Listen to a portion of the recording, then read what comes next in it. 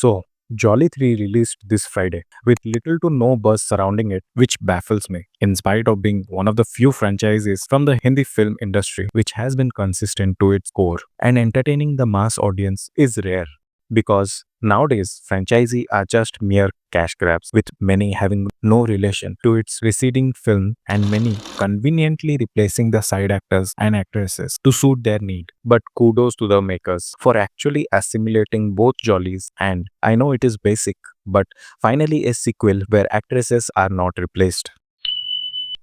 Khair.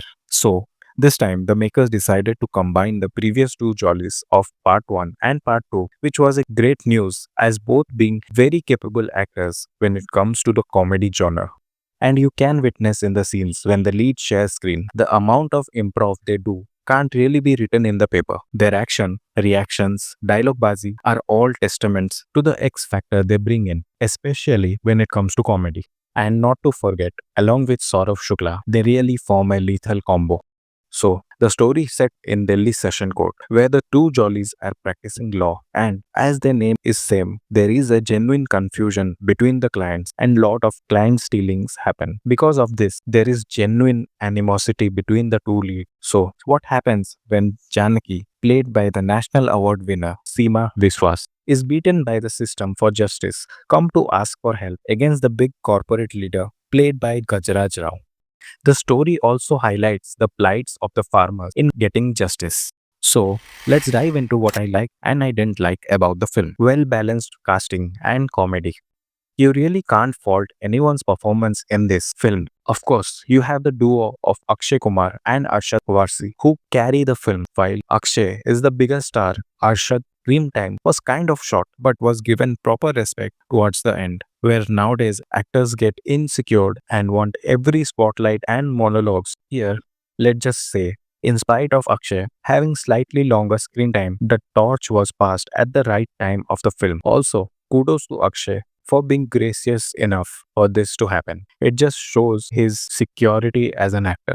But when both jollies are in the screen, you will be having a proper laugh as Akshay channels his inner haraminess for which he is so famous for in series like Hera Fairy. And Arshad also compliments him and shines with his tongue-in-cheek humor. As I said, if you are a fan, you could notice a lot of improv happening in dialogue, which would be impossible to write without compromising the scene and the comedy. It just shows their experience and talent. Saurav Shukla.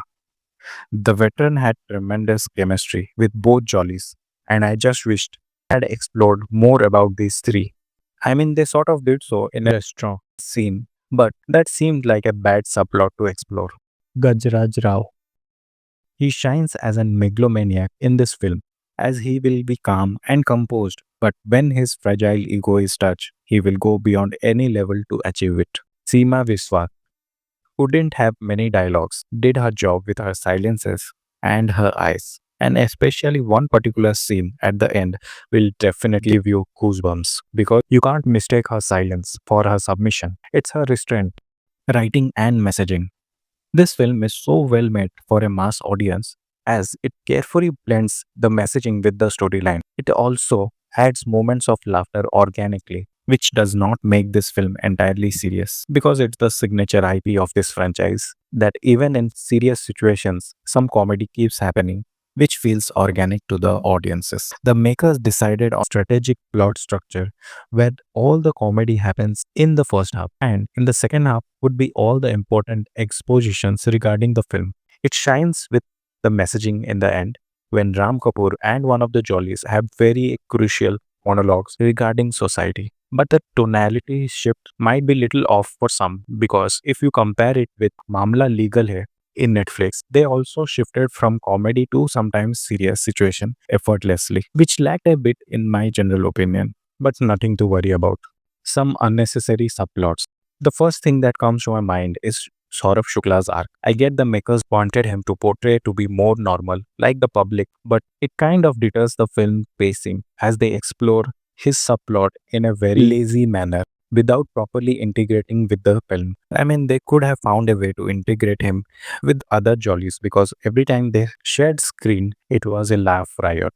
Overall, it is a very fun comedy courtroom drama which dwells on important issue of farmers' land being occupied by the big corporates and why in the name of development only poor are made to sacrifice for the well-being of the society and not the rich and affluent. It is after a long time we have something funny and engaging story-wise and we should definitely support it.